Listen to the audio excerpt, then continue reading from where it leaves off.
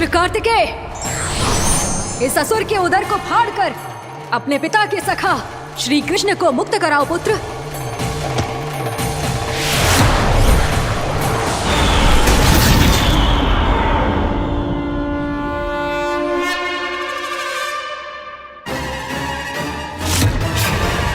मैंने कहा था तुम में से कोई भी मेरा बाल भी बांका नहीं कर पाएगा। तुम देवताओं का तो सामर्थ्य ही क्या, स्वयं देवों के देव महादेव भी मेरा कुछ नहीं बिगाड़ पाएंगे। कृष्ण को अपने उदर में ही पचा जाऊंगा मैं।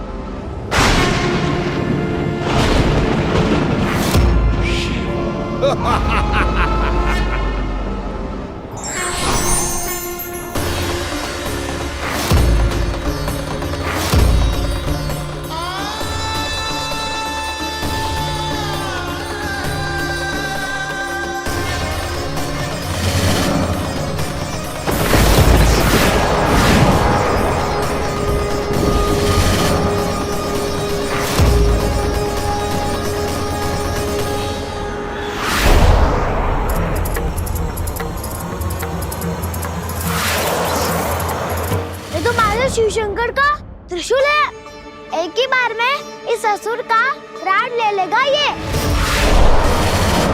हाँ, महादेव का त्रिशूल।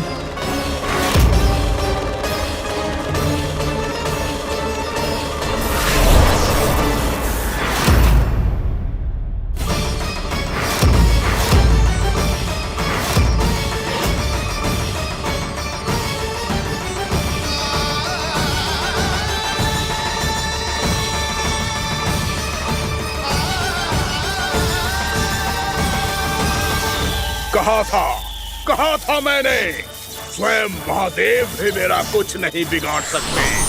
अजय हूं मैं, अजय।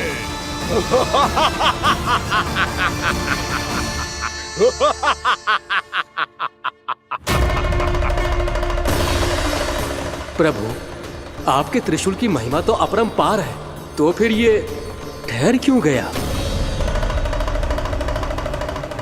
आपने अपने त्रिशूल को वापस क्यों ले लिया महादेव? इस दुष्ट का संहार क्यों नहीं किया? क्योंकि इसकी मृत्यु मेरे हाथों नहीं, मेरे सखा नारायण के अवतार श्री कृष्ण के हाथों ही होगी, और यही विधि का विधान है। पर पिताजी, श्री कृष्ण तो इस असुर के उदर में फंसे हुए हैं, हम उन्हें मुक्त कैसे कराएंगे? ये उन्हें स्वयं ही मुक्त करेगा पुत्र। श्री कृष्ण अपने अपमान से क्रोधित नहीं होते, पर अपने भक्तों का अपमान वो क्षण भर भी सहन नहीं कर पाते। वकासुर यही भूल कर रहा है, हम सबका निरंतर अपमान करके वो उन्हें क्रोध दिला रहा है। वो ये नहीं जानता कि शीघ्र ही उन्हें अपने उदर में रख पाना उसके लिए असंभव हो जाएगा।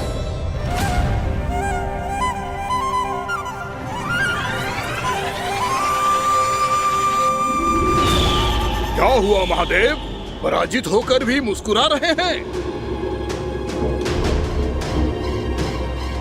पर अब तो महादेव कहलाने के भी योग्य नहीं रहे आप। असफल देवताओं की इस अयोग्य सेना को लेकर चले जाइए यहाँ से। ना ये मेरा सामना कर सकते हैं और ना ही आप। मेरी शक्ति के सामने आप अक्षम हैं महादेव।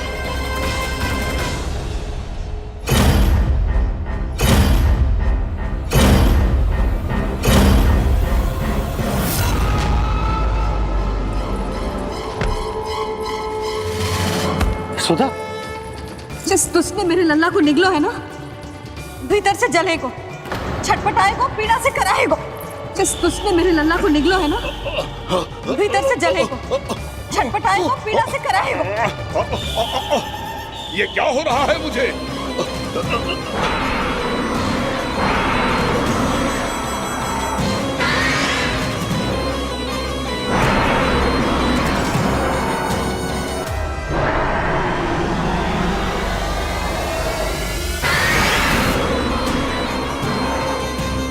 मुझे ऐसा क्यों लग रहा है जैसे भीतर से जल रहा हूं मैं। ये क्या हो रहा है मुझे?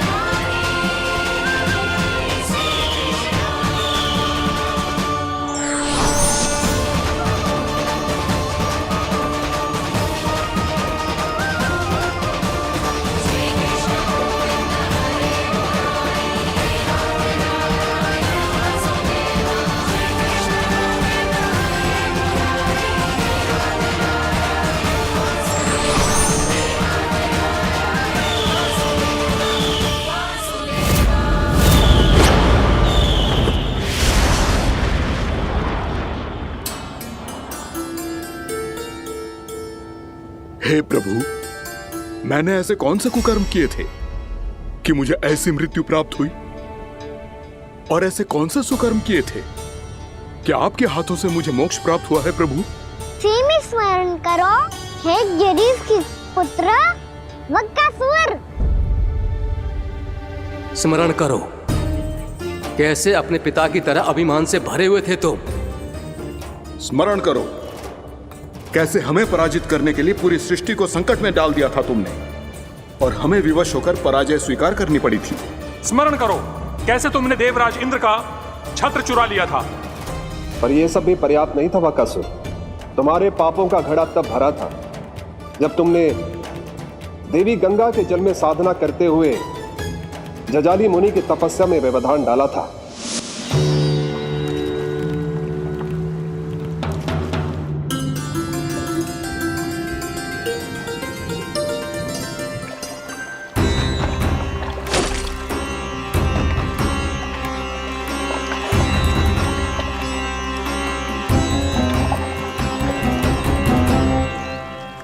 रुक क्यों गए चालक?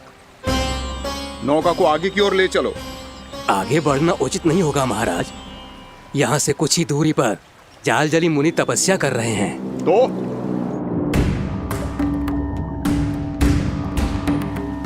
मेरे मत्स्य आखेट के क्षेत्र में इसने तपस्या करने की भूल की है।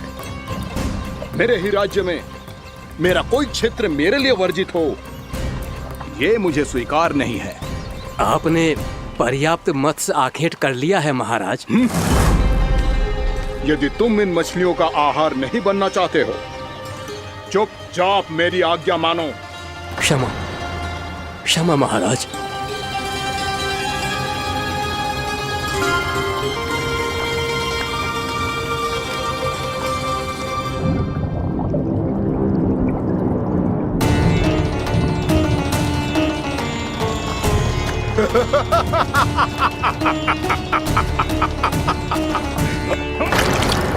मुनिवर, रक्षा कीजिए, रक्षा कीजिए मुनिवर। हमारे प्राण बचाइए मुनिवर, मुनिवर हमारे प्राण बचाइए।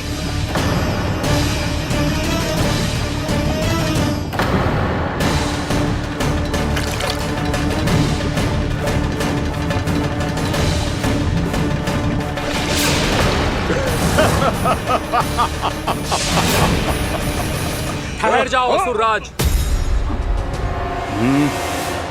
इन मछलियों को हानि ना पहुंचाओ। क्यों मुनि? अब मछलियां पकड़ने के लिए मुझे तुमसे आज्ञा लेनी पड़ेगी।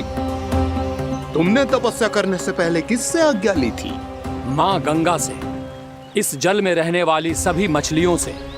इस उपकार के बदले इन सभी मछलियों को रक्षा करने का वचन दिया था। इसीलिए असुरराज, मैं शांति से कह रहा हूं, इस स्थान को अशुद्ध ना करो। चुपचाप यहां से चले जाओ, नहीं तो इसका परिणाम अच्छा नहीं होगा।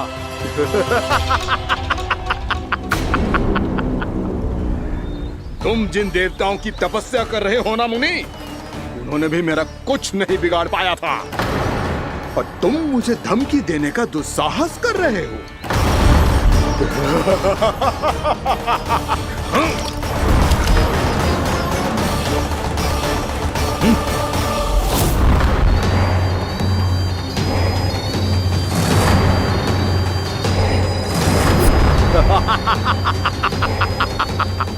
मूर्ख, विचारों से तो तू राक्षस है ही, और स्वभाव से उस बगुले की तरह है जो भूख ना होने पर भी उन निर्दोष मछलियों को आहार बनाता रहता है।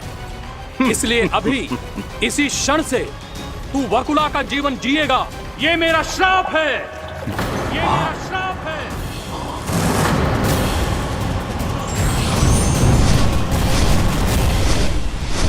श्राप पाने के बाद तुम्हें आभास हुआ कि तुमने कितना बड़ा अपराध किया था, और तब तुम जजाली मुनि से क्षमा याचना करने लगे।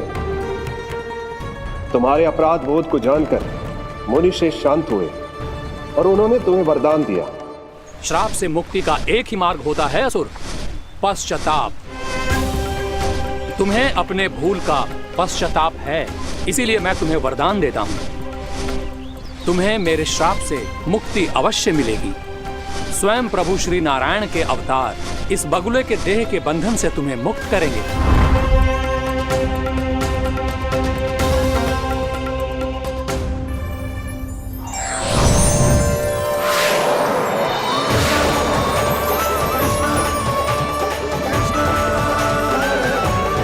प्रणाम स्वीकार करें प्रभु।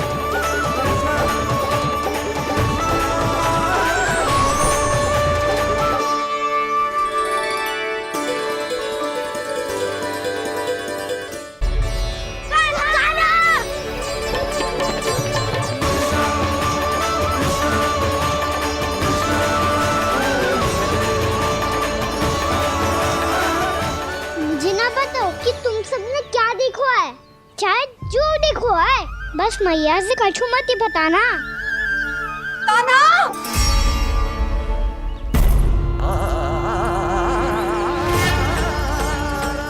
कान्हा! मेरा लल्ला!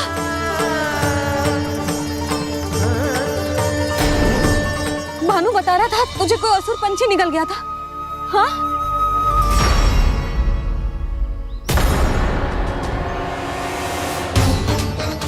हे नारायण, ये क्या है?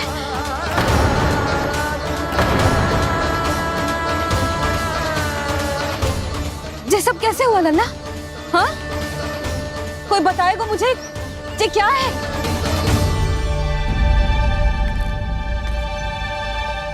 श्रीधामा, मधुमंगल, चिची को सब कुछ बता दो।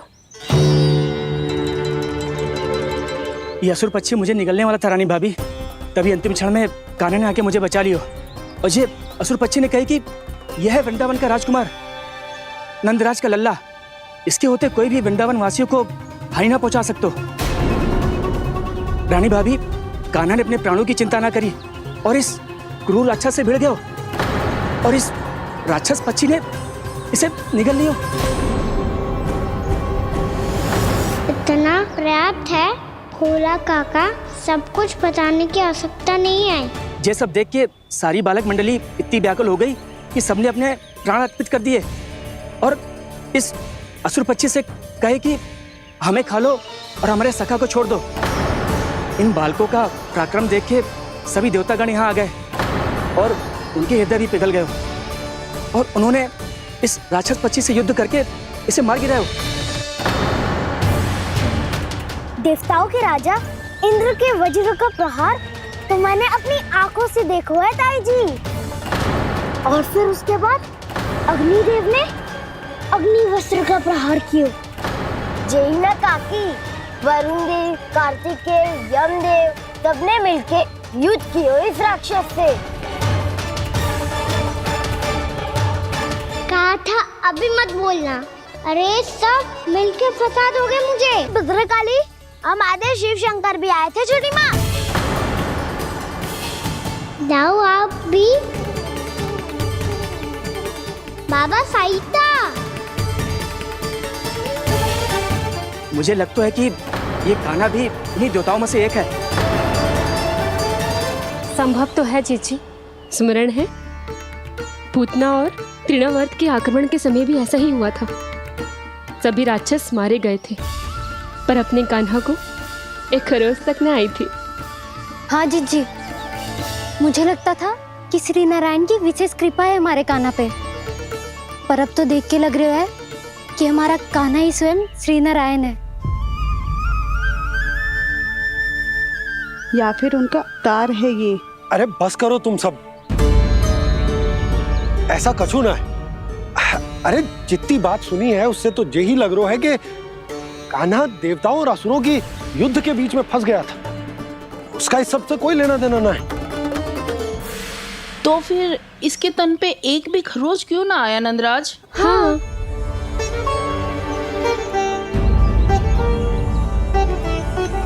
है काकी, खरच तो है। दिखा लल्ला। भैया बात पीड़ा आ रही है, कुछ करो ना। चिकोपिया भी ना अति करती है। श्री नारायण का अवतार हो तो इतनी तनिक सी खरोच पे ऐसे रो तो क्या? बस बहुत होगा। अब तो तुम सबने सीमा ही पार कर दी है। कभी से श्री नारायण बुलाते हो, कभी श्री नारायण का अवतार। तनिक कछु हो ना जातो है कि तुम सब कहानियां बुनने लगती हो। जे बस साधारण सा बालक है, मेरा लल्ला है जे, इसे भगवान मती बनाओ।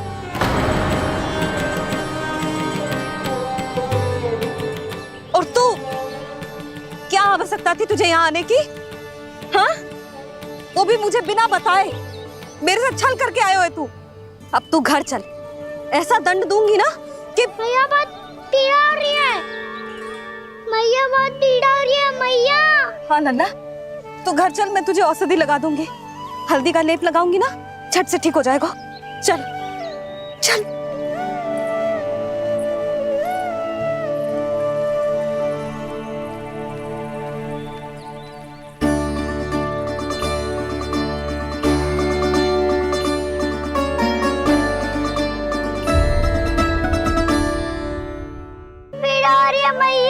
हाँ नन्ना, तू घर चल, मैं तुझे औषधि लगा दूंगी।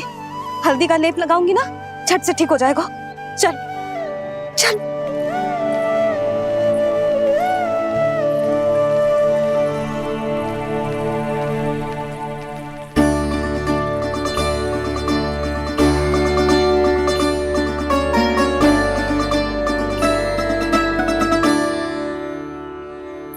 बस लल्ला बस, रो मत। चल चल चल, आजा। अभी औषधि लगाऊंगी ना, तेरी सारी पीड़ा लुप्त हो जाएगी। आजा आजा, बैठ जा लल्ला। अभी आई मैं। हाँ,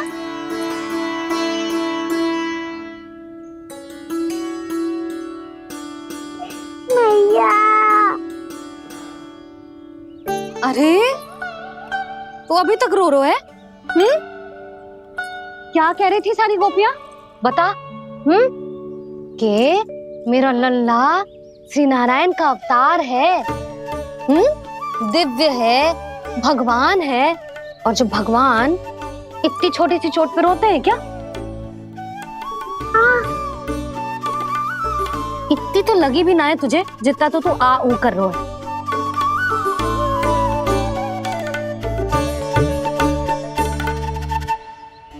आओ ना, करूंगो। आप ऐसे दुलार थोड़ी करोगी। ओहो, वृंदावन का गौपालक जो इतनी छोटी सी चोट पे रोता है ना?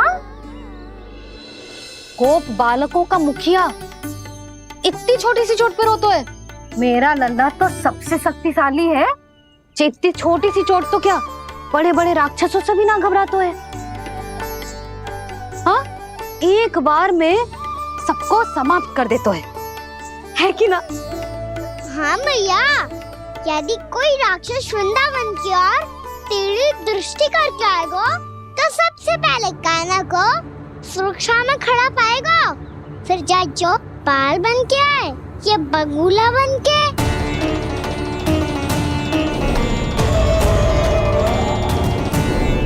ना लल्ला, सोचो भी मती। वृंदावन की सुरक्षा करना तेरा दायित्व ना है। तुझे और कोई संकट का सामना करने की आवश्यकता ना है। अभी तो मेरी पीड़िता का हरण कर रही थी, अचानक से क्या हो गया मैया को? कोई आवश्यकता ना है तुझे ऐसे संकटों का सामना करने की। आने दे आज तेरे बाबा को, सीधा सीधा बोल दूंगी। बहुत हो गए उनके तर्क वितर्क। मेरा फूल सा लल्ला वन में अकेले गौचारण के लिए ना जाएगो। आज बगुले ने निकल लियो, कल कछु और हो जाए तो? नारायण ना करे, कहीं कछु ऊंच नीच तुझे कछु हो जाए तो? मैं तो जीते जी मर जाऊंगी।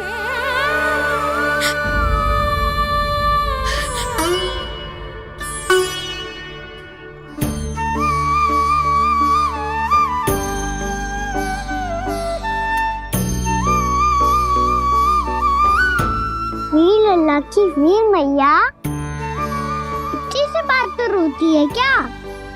क्या करूं कान्हा, तुझे ऐसे बार बार संकट के मुंह में जाते हुए ना देख सकती मैं। तो फिर मैया मैं वचन देता हूँ, आज के बाद मैं गौचारण के लिए तभी जाऊंगा जब आप आज्ञा दोगी। पक्का छल ना करेगा ना मेरे साथ? मैंने कब छल करो मैया? अच्छा ठीक है, ना करूँ छल। यदि आपसे पूछे बिना बाहर निकलो तो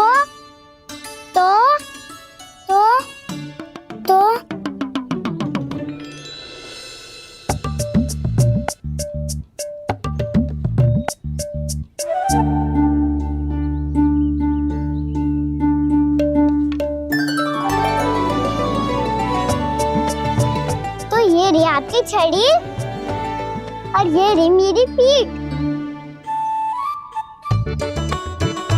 चेक देना तापर तोड़। ठीक है, जब तूने अपना दंड निर्धारित कर ही लियो है तो सोच ले, अब अगर तूने मेरी बात ना मानी तो तोड़ तोड़ छड़ी पड़ेगी, समझ आई?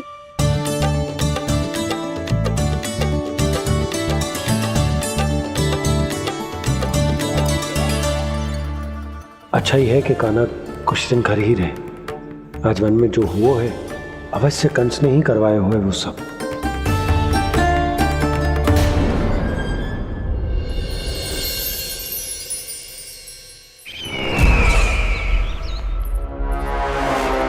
आपका ये धनुष तो सबसे अधिक शक्तिशाली था महाराज, ये कैसे टूट गया? कहीं ये बकासुर की पराजय का संकेत तो?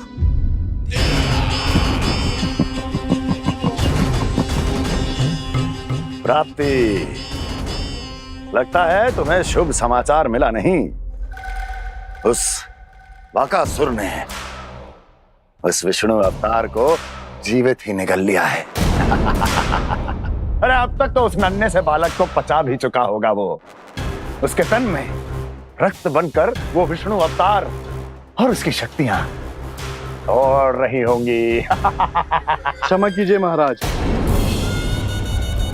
क्षमा कीजिए, इस अशुभ से मुख से शुभ समाचार आने दो।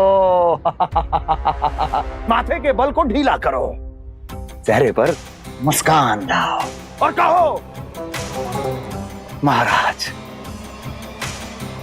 वृंदावन में मातम फैल चुका है। मैं ऐसा ही करता महाराज, यदि सूचना सत्य होती तो।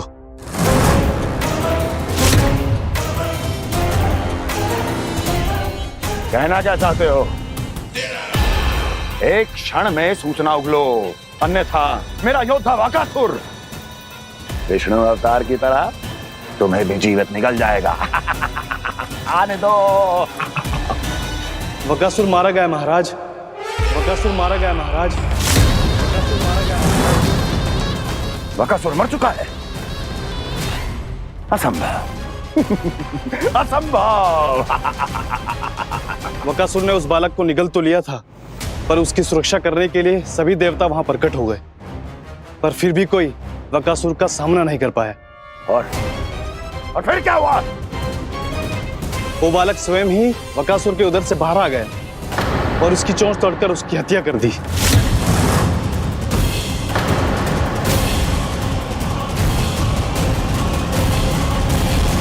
वन में बकासुर की चोंच टूट गई और यहाँ आपका ये धनुष।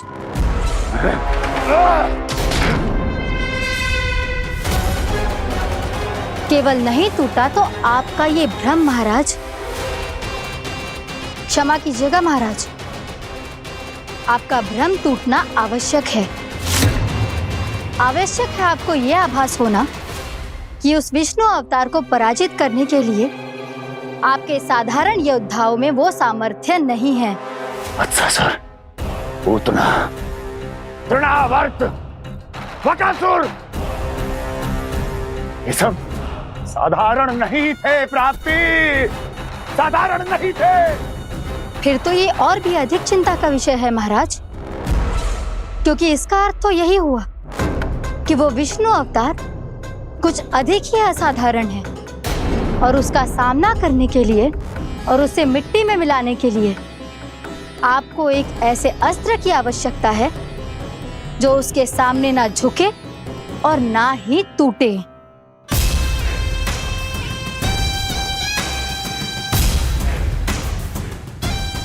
तो फिर मैं ऐसा ही अस्त्र ढूंढूंगा, चाहे आकाश पाताल एक क्यों ना करना पड़े मुझे, 10 दिशाएं 14 भुवन क्यों ना नापने पड़े मुझे, मैं उस अस्त्र को अवश्य ढूंढ निकालूंगा जो उस विष्णु अवतार के प्राणों की डोरी इस धनुष की तरह तोड़ सके।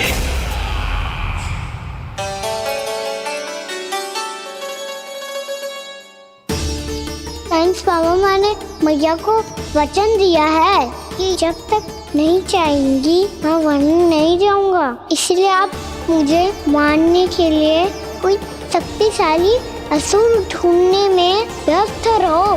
कुछ दिन तब तक मैं व्यस्त रहूंगा अपनी मैया की सेवा करने में।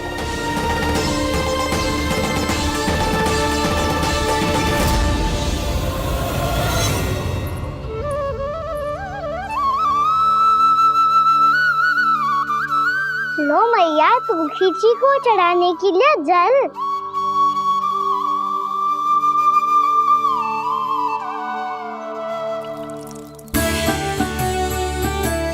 लो मैया, और आटा।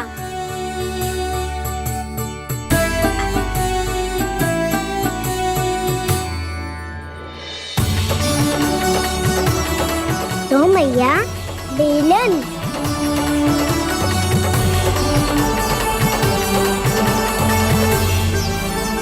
ले, तनिक खा ले। ओ मैया, भूख ना लगी है। बिना भूख के खाने से क्या लाभ? और तेरा जब पेट तो कह रहा है कि उसे भोजन चाहिए, और लाभ कैसे ना लल्ला? भोजन का लाभ है ना, तन को पोषण मिलेगो, स्वास्थ्य बनेगो, जो तेरी भुजाओं में शक्ति आ जाएगी ताऊ के जैसी, ताऊ से भी अधिक। तेरे जे केस भी लंबे हो जाएंगे। सच्ची मैया? सच्ची। माप के देख लियो नित्य दिन। तनिक खा।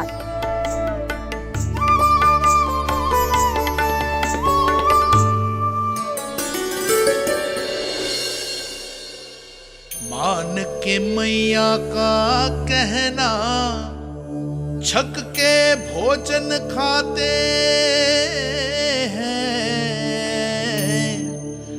नित्य मापते भुजा केश, पर ज्यों का त्यों ही पाते हैं।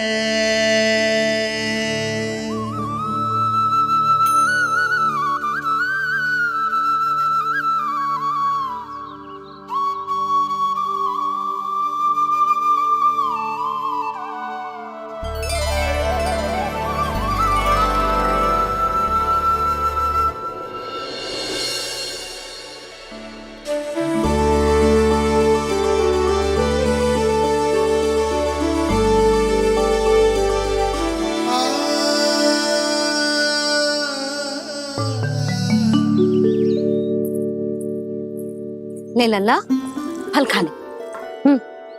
ना, मुझे ना खाने फल वल। क्यों? लंबे केस और शक्तिशाली भुजाएं ना चाहिए? व्यर्थ है ये सब। पिछले 10 दिनों से देख रहा हूँ, ना केस लंबे हुए हैं, ना भुजाएं शक्तिशाली बनी है। 10 दिन में का चुनाव होने वाला। 10 सप्ताह ऐसे खाएगो ना, तब जाके कुछ बदलाव दिखेगो। समझ आई? चल अब खा ले। वैसे भी मुझे बहुत सारी तैयारियां करनी है आज। इसीलिए मैया, एकादशी के व्रत के लिए लल्ला। सुनो जी, सारी सामग्री आ गई? हाँ, तुमने जो कही थी सब ले आए हूँ।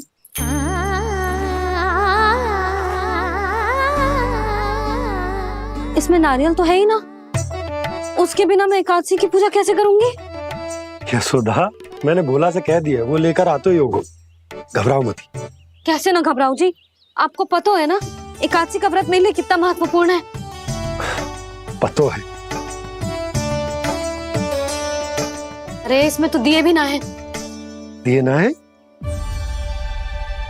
अब मैं अभी लेकर आता हूँ। आप रहने दो, मैं ही लेके आती हूँ। भाग भोला, राम के यहाँ से है? भक्त भोलाराम? मेरा अर्थ है कुमार खुला यहाँ के यहाँ से। हाँ हाँ वो ही।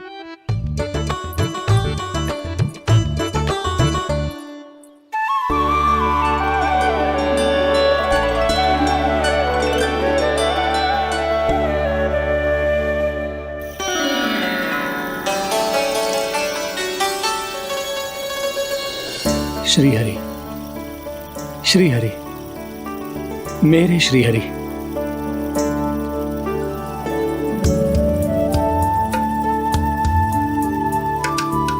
मेरे श्री हरि। भोलाराम, मेरी मटकी तैयार है? मेरे श्री हरि, मेरे श्री हरि।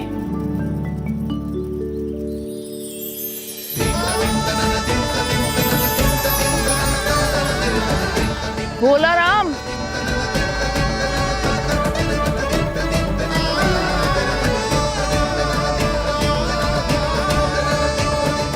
भोला काका, ओ भोला काका।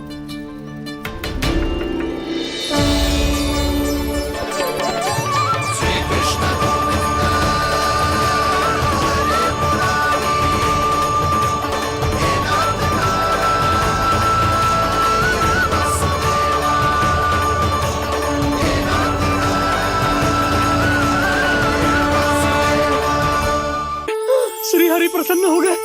मेरे श्री हरि आ गए, मेरे भगवान आ गए। मेरे श्री हरि आ गए, मेरे भगवान आ गए। मेरे श्री हरि आ गए, मेरे भगवान आ गए। मेरे श्री हरि आ गए, मेरे भगवान आ गए। मेरे भगवान आ गए, मेरे घर मेरे भगवान आ गए।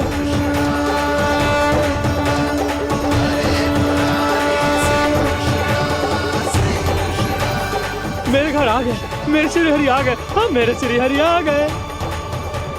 जे तो बावले थे ही, अब बालकन को भी साथ में मिला लिए। उज्जवल क्या कर रहा है? अरे ठहर जा बोला।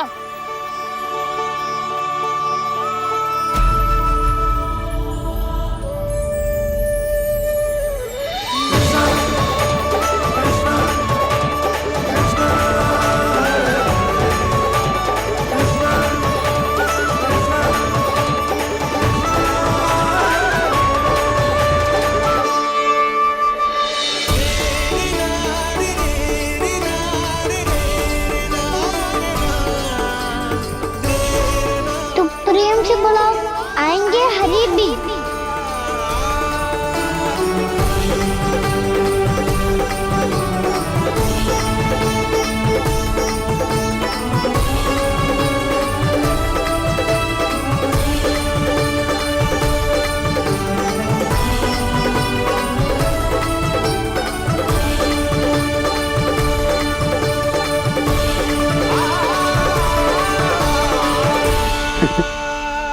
क्या वो गाना? किसकी धुन में झूम रहा तू? निर्मल निशा भक्ति की धुन में।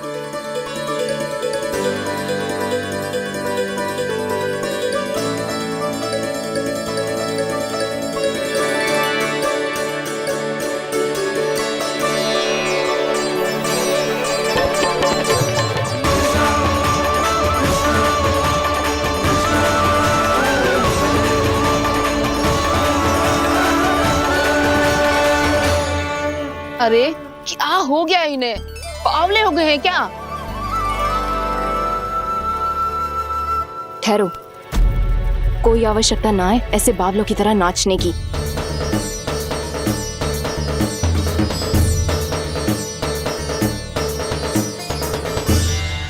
बावले ना है मौसी, भक्ति में रम गए। बस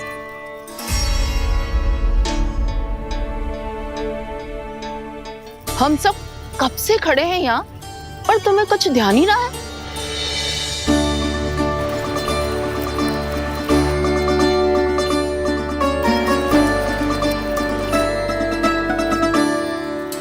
नाच गाने में ऐसे मगन हुए कि हमें देखा भी ना। मुझे नाचते हुए देख मेरे श्री हरि को इतना आनंद आ रहा था कि मैं अपने आप को रोक नहीं सका।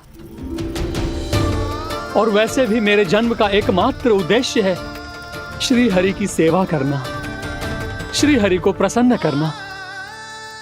तुम बावले हो भोलाराम या हमें बावला बना रहे हो? श्री हरि और तुम्हें देख रहे हैं? हाँ, अभी वो यहीं थे, देख रहे थे। भोला काका, आपने भी ना अति कर दी अब। हमें भी बताओ तनी, कहाँ थे श्री हरि?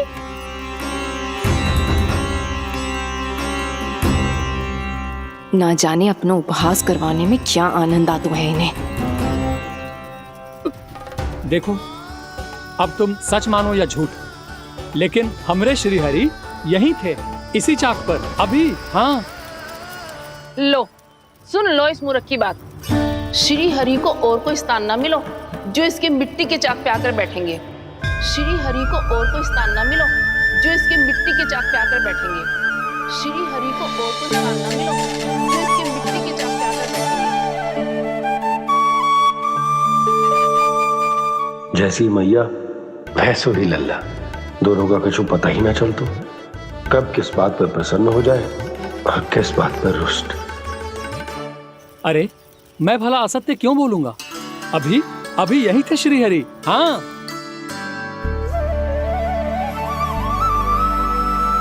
हाँ, जैसे श्री हरि को तो कोई कार्य है ही ना, वो तो आतुर होके बैठे रहते हैं कब तुम हरि हरि बुलाओ और वो दौड़े चले आए। भगवान तो भक्तों के पास आने के लिए सदैव आतुर रहते हैं, बल्कि सत्य तो यह है कि भक्तों के मन में ही निवास करते हैं भगवान।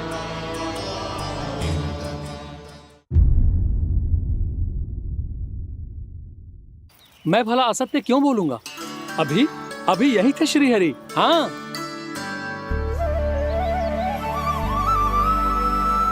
हाँ, जैसे श्री हरि को तो कोई कार्य है ही ना, वो तो आतुर होके बैठे रहते हैं कब तुम हरि हरि बुलाओ और वो दौड़े चले आए। भगवान तो भक्तों के पास आने के लिए सदैव आतुर रहते हैं, बल्कि सत्य तो यह है कि भक्तों के मन में ही निवास करते हैं भगवान। भगवान तो भक्त के पास आने के लिए सदैव ही आतुर रहते हैं शंकरी मौसी। बल्कि सच्ची बात तो ये है कि भगवान हमारे मन में ही निवास करते हैं। कम से कम तू तो इसे बढ़ावा मत दे जशोदा। जब देखो जब हरि नाम की रट लगाए रहते है। हरि बोलते बोलते ऐसो बावलो होता है कि सारा कार्य भूल जाता है। 2 दिन से अपनी मटकी के लिए चक्कर काट रही हूँ। अभी तो एक चक्कर और लगाना होगा आपको। आपकी मटकी तैयार हो गई है, अभी लाता हूँ।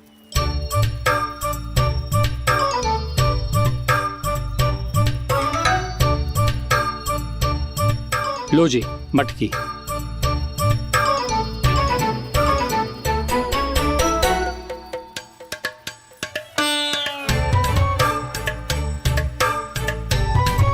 इस कच्चे मटके का क्या करूं मैं?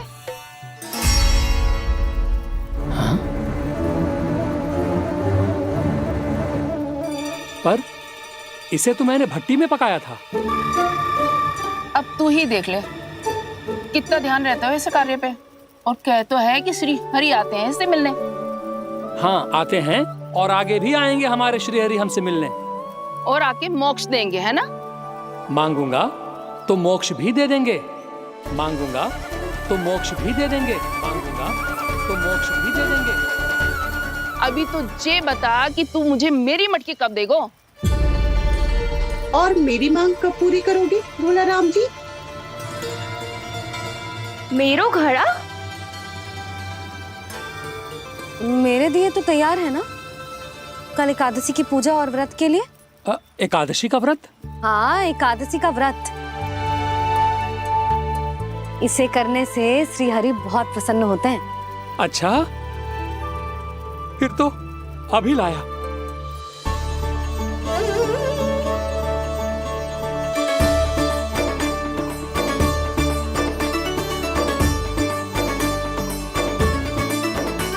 लो जी आपके दिए।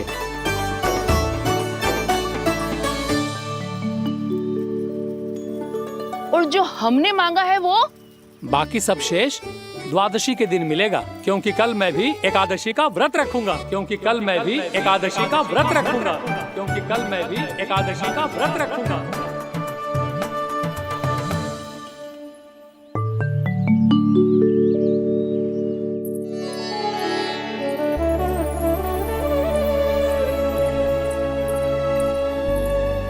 जानकी, फूलों का प्रबंध हुआ कि ना?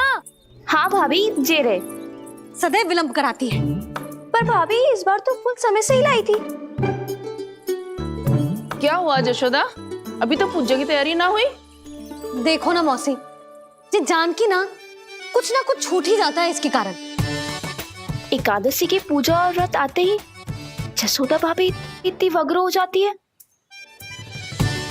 ऐसो क्या होगा इस पूजा में?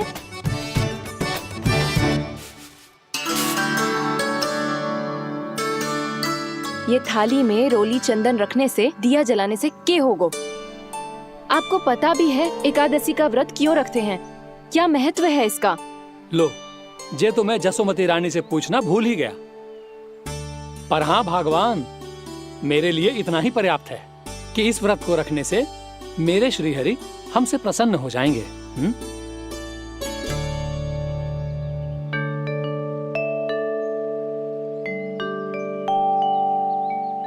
नारायण ही जाने ऐसे कैसे पूजा करते हैं जे श्री हरि की एक मूर्ति तक ना है इनके पास।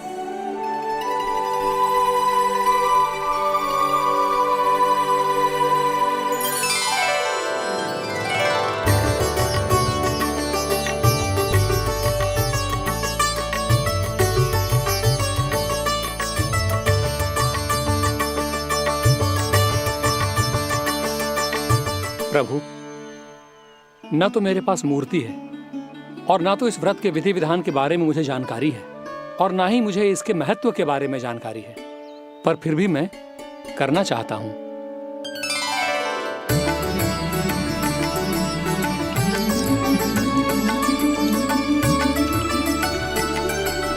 इसीलिए मैं दृढ़ संकल्प लेता हूं, पूरी निष्ठा के साथ, श्रद्धा के साथ और पूरी आस्था के साथ मैं इस व्रत को संपन्न करूंगा।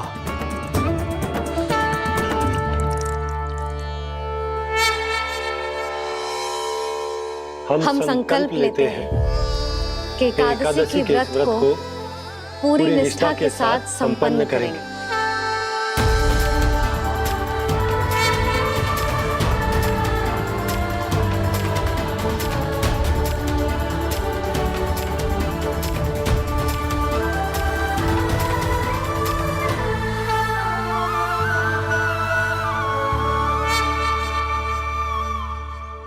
तुलसी जी के पत्ते तो हैं ही ना। श्री नारायण को तुलसी जी के पत्ते के बिना भोग ना चढ़तो है। जानकी, तुलसी के पत्ते कहाँ हैं?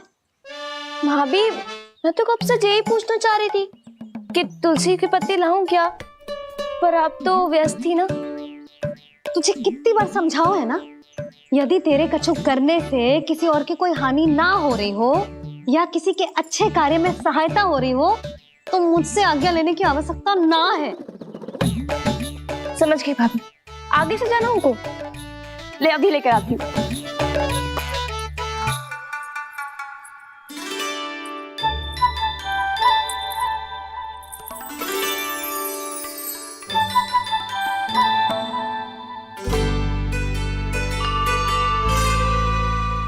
ताऊ, आपने पहले ये व्रत करो है? आपको इसका महत्व पता है? भाभी चल। जानकी, तुमने ये व्रत करो है? फिर तुमको इसका महत्व पता है? सुमति जी, आपको पता है इसका महत्व? कान्हा, क्यों तंग कर रहे हो सबको? मैया, सबने करो ये व्रत, मुझे भी करना है।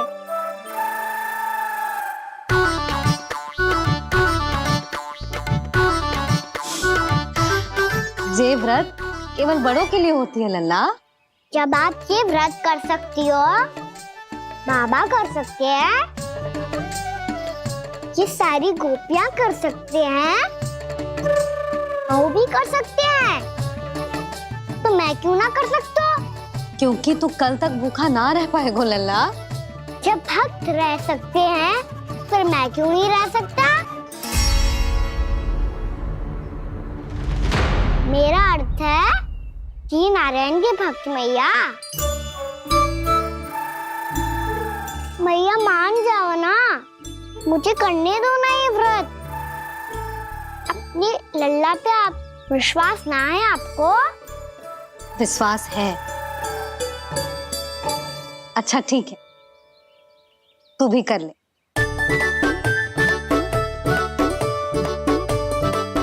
पर मैया व्रत की कथा तो सुनाओ, मैं तो अबध हूँ ना। मुझे कैसा पता चलेगा कि ये व्रत करते क्यों हैं?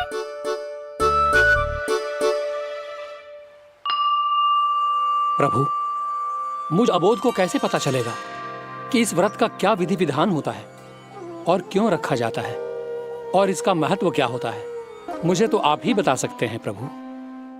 जब व्रत कर रहे हैं तब उसका महत्व भी पता होना चाहिए ना। बताओ ना मैया, क्यों रखते एकादशी का व्रत? इसके लिए तो तुझे एकादशी की कथा सुननी होगी। सुनेगो ना?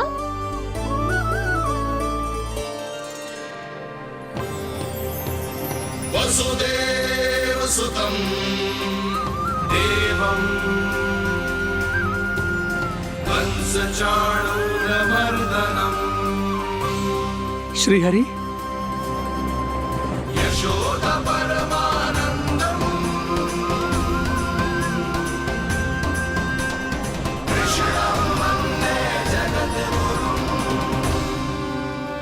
वाह प्रभु, अपने भक्तों को एकादशी व्रत का महत्व समझाने का अच्छा उपाय खोज निकाला है आपने।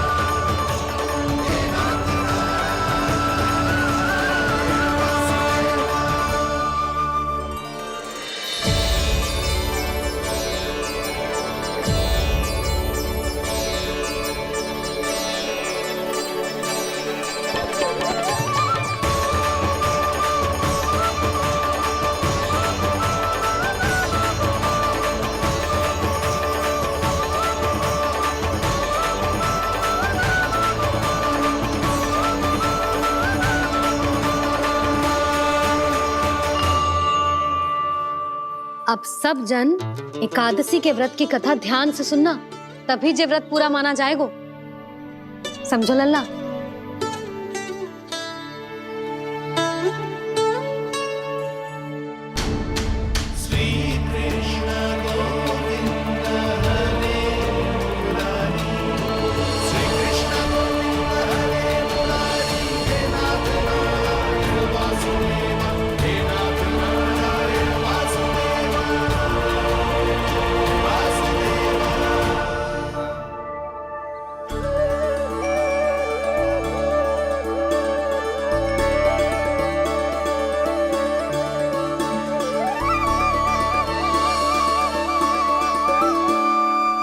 सतयुग में चंद्रावती नाम के नगर में मूरा नाम का एक असुर राज्य करता था।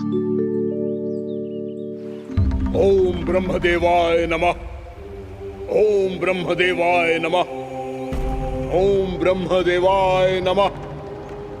ओम ब्रह्मदेवाय नमः।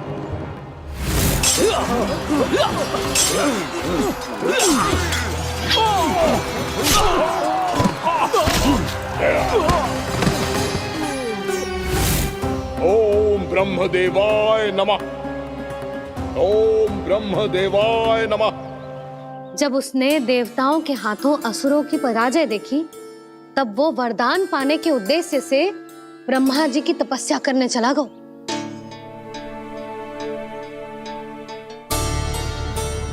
शीघ्र ही मूरा की तपस्या सफल हो गई और ब्रह्मदेव जी उससे प्रसन्न हो गए। ओम ब्रह्मदेवाय नमः। ओम ब्रह्मदेवाय नमः। ओम ब्रह्मदेवाय नमः। ओम ब्रह्मदेवाय नमः। ओम ब्रह्मदेवाय नमः। ओम ब्रह्मदेवाय नमः। ओम ब्रह्मदेवाय नमः। ओम ब्रह्मदेवाय नमः। मूरा, प्रणाम ब्रह्मदेव। तुम्हारी तपस्या सफल हुई। बोलो, तुम्हें क्या वर चाहिए? सृष्टि के रचयिता ब्रह्मदेव, कृपया मुझे ऐसा वरदान दीजिए जिसकी सहायता से मैं त्रिलोकी विजयी बन जाऊं और कोई देवता मुझे पराजित ना कर सके। यहां तक कि देवताओं के रक्षक, सृष्टि के संचालक भगवान श्री विष्णु के लिए भी मैं अपराजय रहूं। तथास्तु, तथास्तु, तथास्तु। प्रणाम ब्रह्मदेव।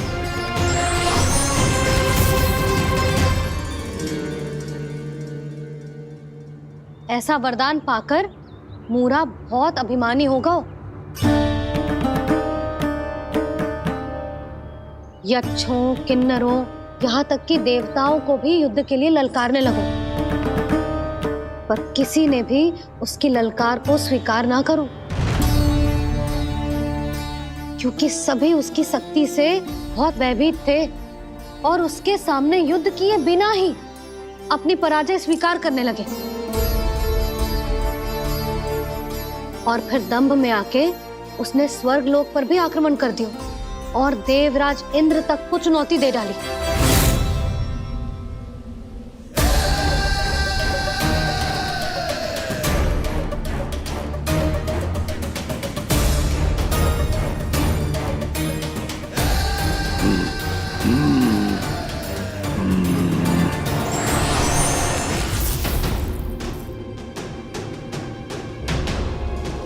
मैं प्रतीक्षा कर रहा हूं देवराज, क्या उत्तर है तुम्हारा?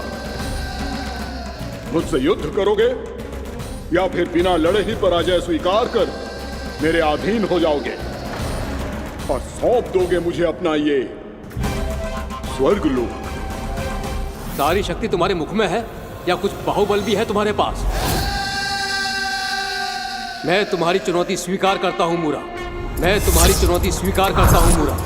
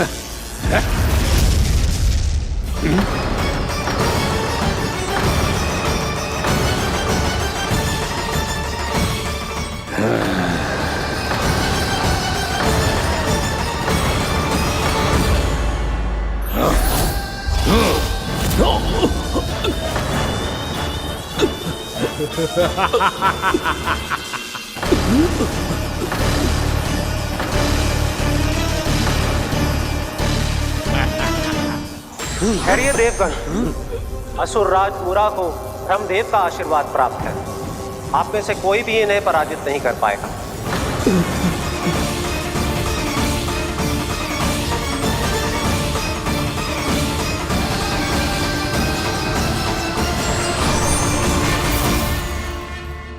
एक अवसर और देता हूं देवराज, युद्ध या अधीनता,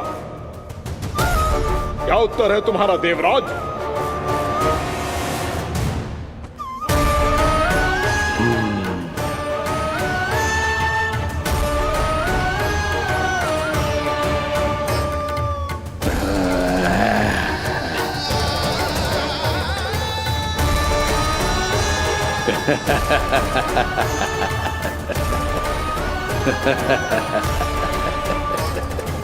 इंद्र और सभी देवताओं ने मूरा के आतंक में आके उससे भयभीत होके अपना सिंहासन छोड़ दियो।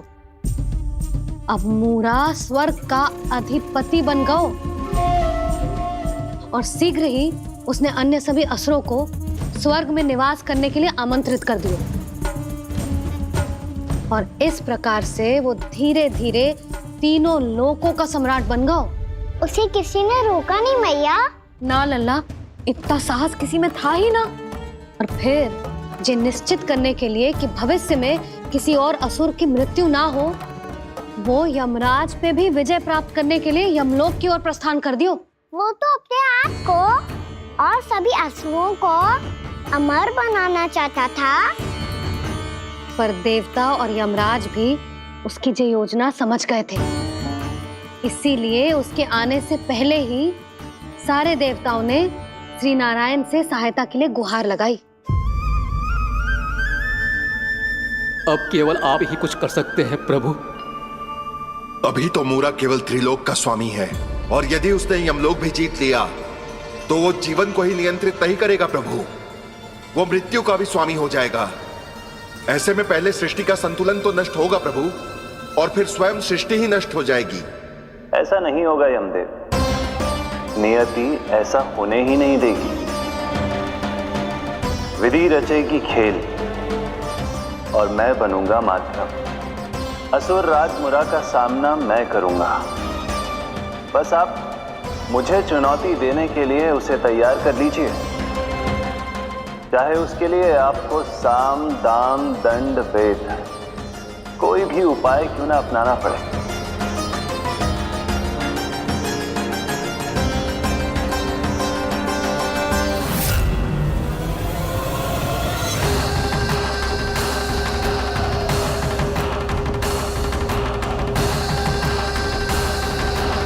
आप तो मेरी प्रतीक्षा में पहले से ही खड़े हैं यमदेव।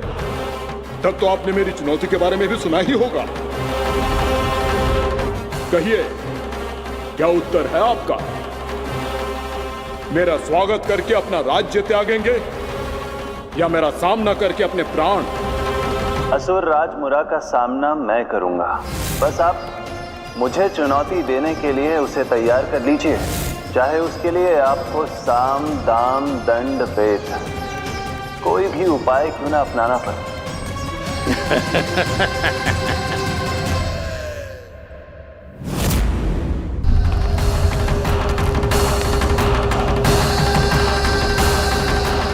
आप तो मेरी प्रतीक्षा में पहले से ही खड़े हैं यमदेव। तब तो आपने मेरी चुनौती के बारे में भी सुना ही होगा। कहिए, क्या उत्तर है आपका? मेरा स्वागत करके अपना राज्य त्यागेंगे या मेरा सामना करके अपने प्राण?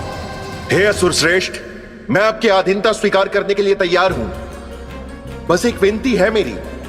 शर्त को विनती का नाम देकर पहलाना चाहते हो मुझे यमराज? असुर राज मूरा के सामने शर्त रख पाओ, इतना सामर्थ्य नहीं है तुम में। इसका आभास है मुझे असुरराज, पर मैं आपकी अधीनता स्वीकार करूं इससे पहले आपको स्वामी धर्म का पालन करना होगा। मेरे पुराने स्वामी के क्रोध से मेरी रक्षा करनी होगी आपको। कौन है तुम्हारा पुराना स्वामी? भगवान श्री नारायण।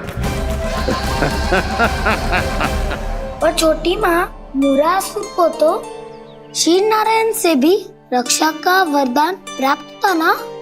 यही तो श्री नारायण की लीला थी बलराम। पर वो राक्षस अपने दम में जे समझ ही ना पाओ कि वो क्या भूल करने जा रहा है, और पहुंच गो भगवान श्री नारायण को चुनौती देने के लिए।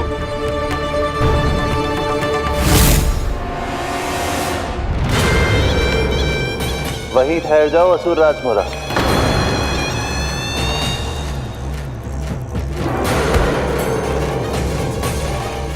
यहाँ क्यों आए? आपको पराजित करने और ये वैकुंठ जीतने, ताकि मैं यमलोक का स्वामी बन सकूं। फिर आओ, युद्ध भूमि में मेरा सामना करो।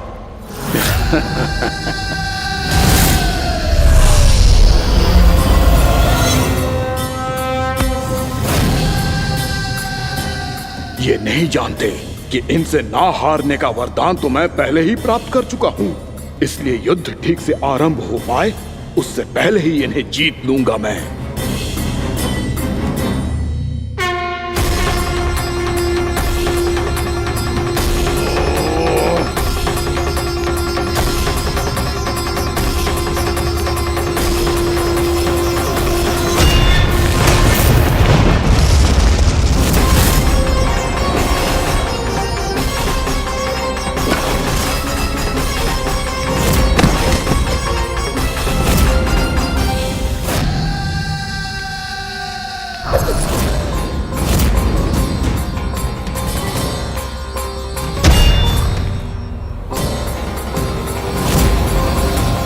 और इस प्रकार जे युद्ध वर्षों वर्षों तक चलता रहो। दोनों योद्धा पूरे ब्रह्मांड में अनेक अस्त्रों शस्त्रों के साथ युद्ध करते रहे।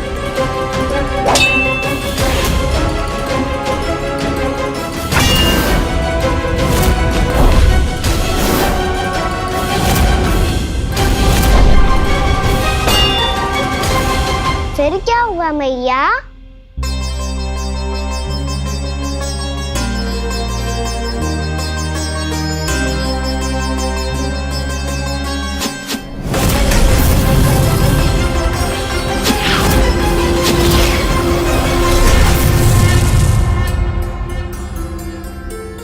उस युद्ध को कभी समाप्त हुआ हो, पर कैसे?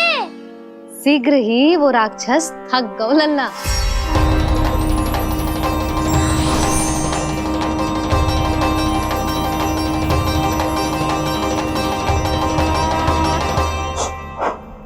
खड़े खड़े देख क्या रहे हैं नारायण? आक्रमण कीजिए, वध कर दीजिए मेरा।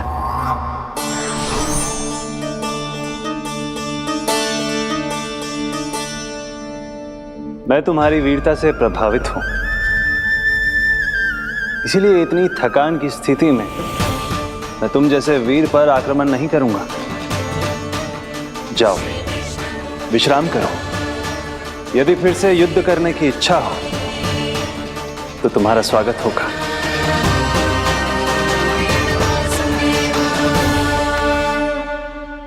जे कह के श्री नारायण बद्रिका आश्रम चले गए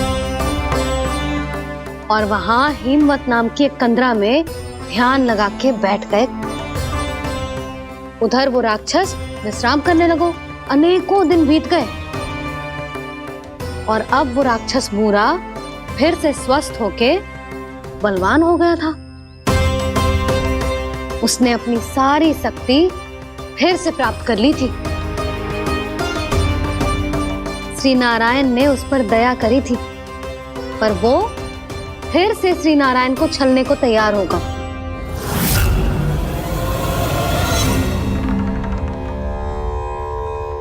ध्यान में बैठे बैठे श्री नारायण योग निद्रा में चले गए, पर दुष्ट मूरा इसी अवसर का लाभ उठा के उनकी कंदरा में घुस आयो ताकि वो सोते हुए श्री नारायण पे आक्रमण कर सके।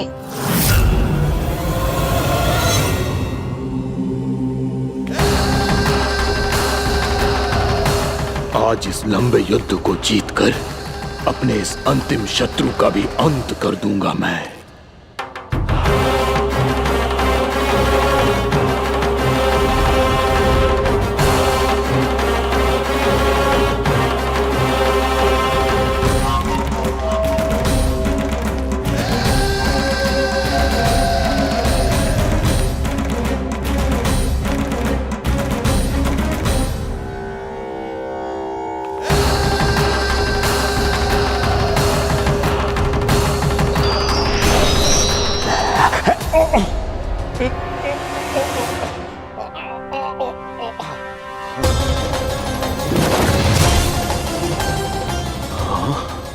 दुष्ट राक्षस,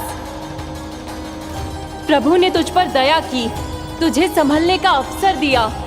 तू इन्हीं पर ही छल से वार करने चला है।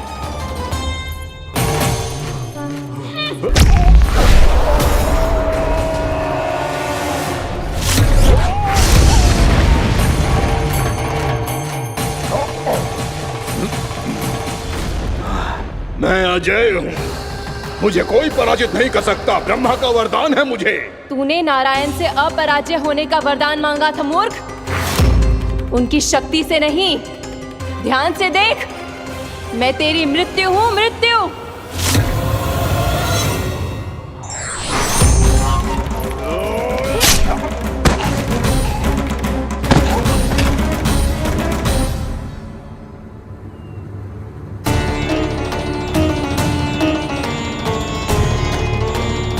वो देवी कौन थी छोटी माँ? और कौन बलराम, वो ही तो थी देवी एकादशी।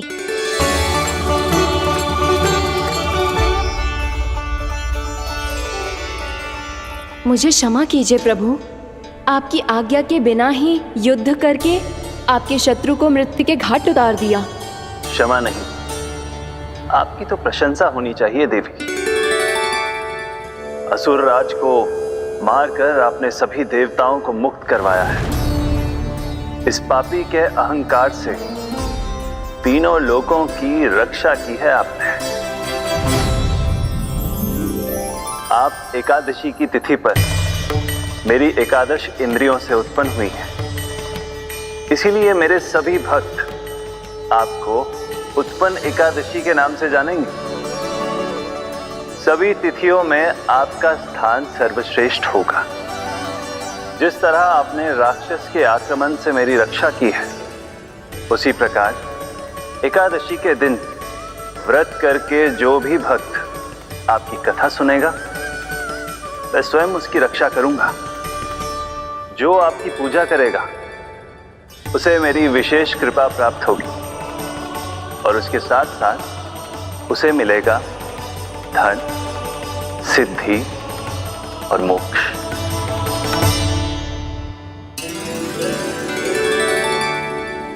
इसीलिए आज के दिन व्रत रखने का बहुत अधिक महत्व होता है।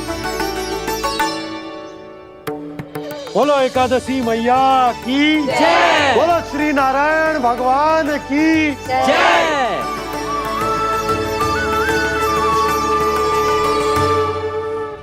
प्रभु की कृपा से एकादशी का महत्व भी पता चल गो और मेरा व्रत भी सफल होगा। अभी नहीं भूला राम, एकादशी का व्रत पूरी तरह तभी सफल होता है जब द्वादशी के दिन उसे पूरा किया जाता है।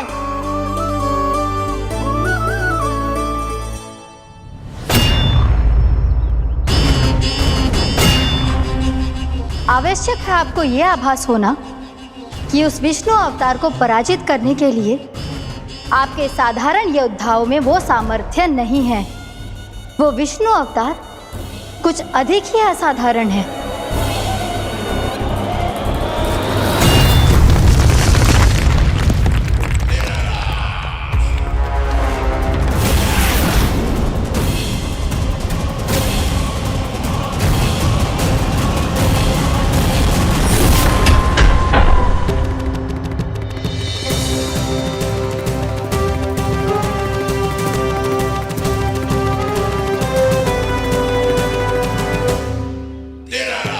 अब मैं दिखाऊंगा उस विष्णु अवतार को असाधारण शत्रु क्या होता है।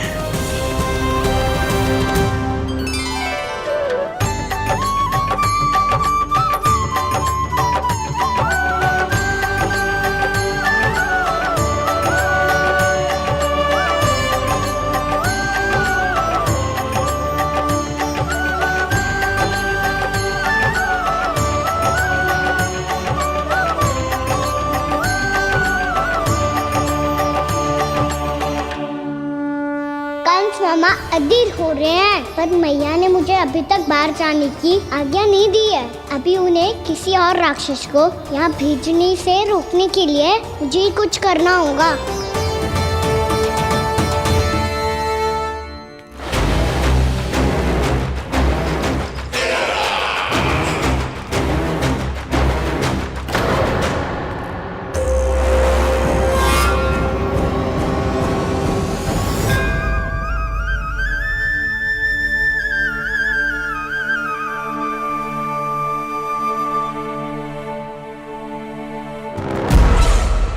कौन हो तुम? बचपन से ही मुझे मारने का सपना देख रहे हैं, फिर मुझे ही नहीं पहचानते।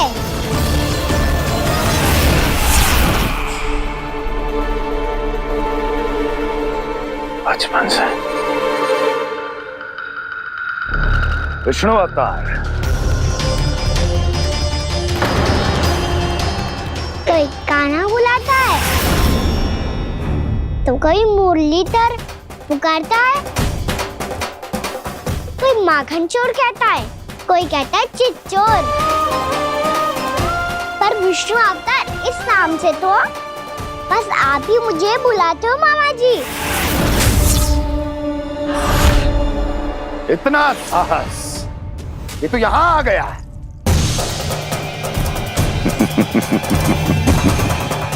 यहां आ तो गया तू विष्णु अवतार, किंतु यहां से जीवित नहीं जाएगा। तेरे शीश को तेरे धड़ से अलग कर दूंगा मैं।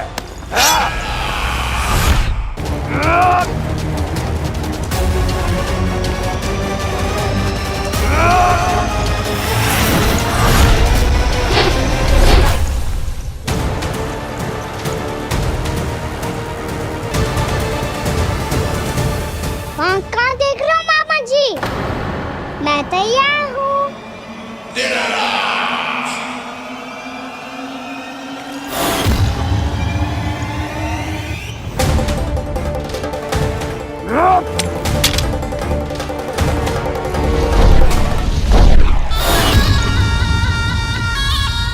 मामा जी, आप सदैव इसी तरह क्रोध में रहते हो क्या?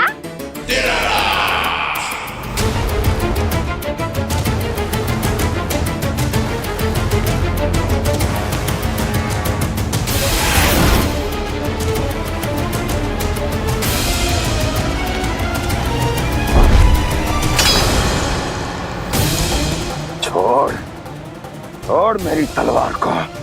छोड़ो तो तब जब पकड़ा हूँ।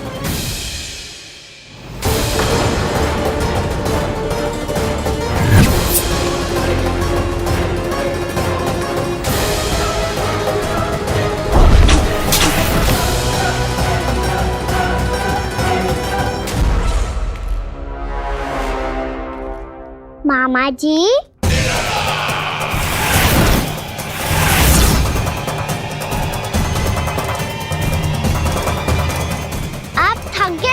थोड़ा विश्राम कर लो। आपका तो पता नहीं, मैं अवश्य थक गया हूँ।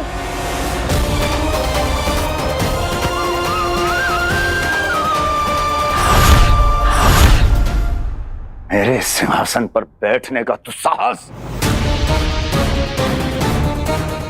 अभी तो बस अभ्यास कर रहा था मामा जी। भविष्य में मुझे तो बैठना है यहाँ। आपने बल प्रयोग करके से अपने पिताजी से छीना था। मैं आपसे छीन लूंगा। जो छल और बल से लिया जाए वो अधिक समय तक टिकता नहीं है मामा जी।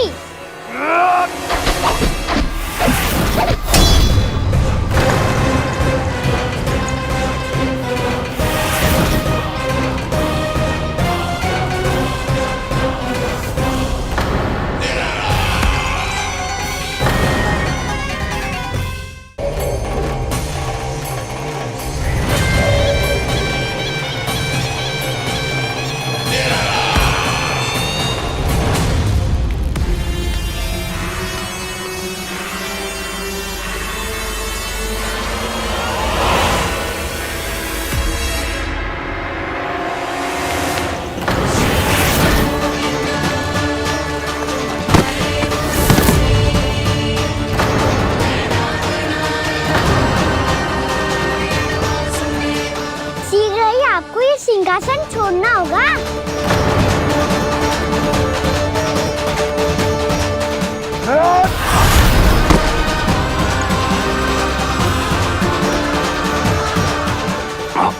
वो मेरा सिंहासन छीनना चाहता। वो आ रहा है, वो आ रहा है। सैनिकों, दुर्जन, बंद कर दो सभी द्वार और झरों के, सब के सब। इसकी हर संभावना पर इतना कड़ा पहरा बिठा दो कि ना तो कोई महल के भीतर आ सके, ना तो बाहर जा सके। मुझे महल की चप्पे चप्पे की सूचना चाहिए। जाओ।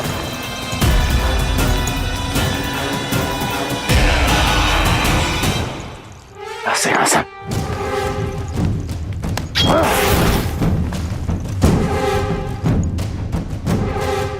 अब आ, दुष्ट मायावी, ए छलिया विष्णु अवतार, मैं कंस तेरी प्रतीक्षा कर रहा हूँ।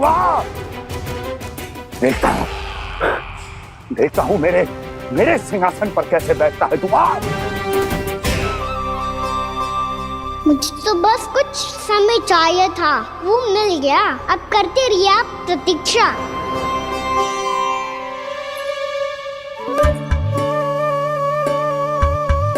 जी अपने आप से बातें क्यों कर रहे हो जी?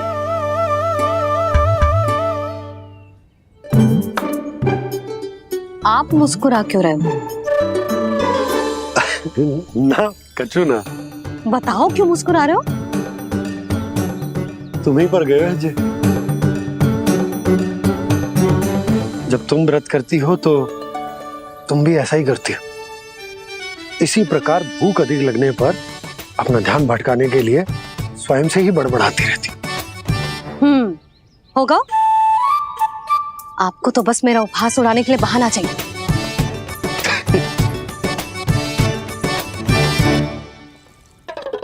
लल्ला भूख लगी है? ना मैया, व्रत करे तो भूख कैसे लगेगी?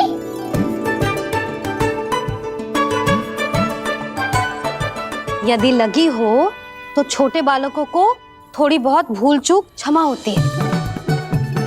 कछु ना तो फल तो तू खा ही सकते है। अब तो पूरे नियम और विधि विधान से व्रत तोड़ूंगा। कल द्वादशी के सुबह मुहूर्त के अनुसार। ठीक।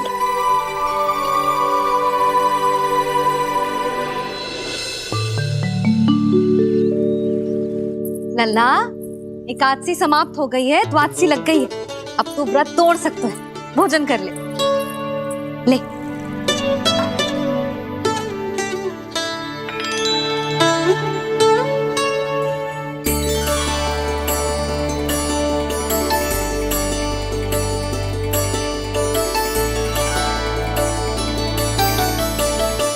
आज तो कार्य कर लीजिएगा। मैं ना चाहती कि सब गांव वाले फिर से आपका उपहास उड़ाएं। अरे इसी क्षण कार्य आरंभ करना आवश्यक ना है। कुछ खा तो लो। कल भी पूरे दिन व्रत में रहे, अब तो कुछ खा लो। ना अभी बिल्कुल भूख ना है। और हाँ भगवान, तुम्हें चिंता करने की आवश्यकता नहीं है। आज मैं किसी को भी 2 शब्द कहने का अवसर नहीं दूंगा। अरे कुछ खाओगे पियोगे नहीं तो कैसे रहोगे?